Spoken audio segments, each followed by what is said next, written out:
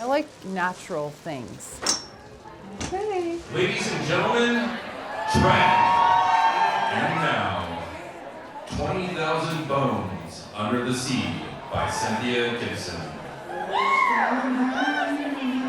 Is that fishbone? In the fall, there's lots of bones if you walk along the beach. I just have to do something crazy. All fish bones, 100%. Cynthia Gibson is the name of the artist. She is a woman who lives in Sitka, and she was inspired to make a flapper style, 20s style dress because she was amazed by salmon vertebrae as sort of a natural bead. I'm just inspired by nature, so I love just walking around. I had like 5 gallon buckets full of fish bones. And it took her a number of years to collect them. Those are salmon vertebrae. Cynthia has said that there are 20,000 salmon bones. One of my lab assistants just did the tally. She said that it was probably about 260 salmon that are represented in this dress.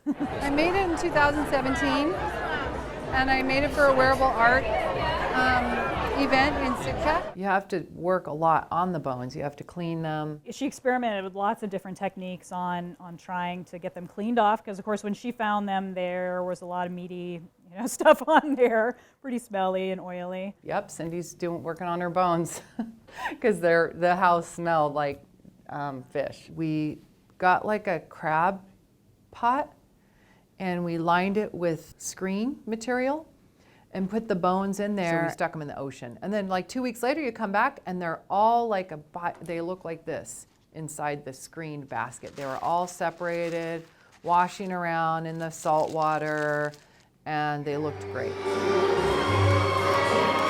She's not a full-time practicing artist.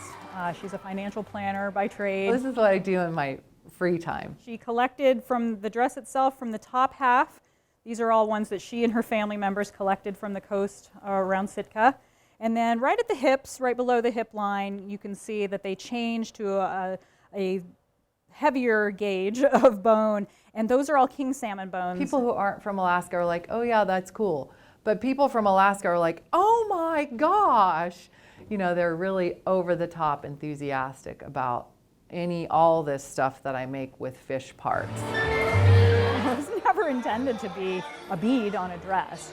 But this one woman, had this vision, she had this connection, she had the diligence to work for years to collect these things, and it became almost an obsession for her to see this thing through. It's a perfect illustration of how people are connected to salmon, the bone dress.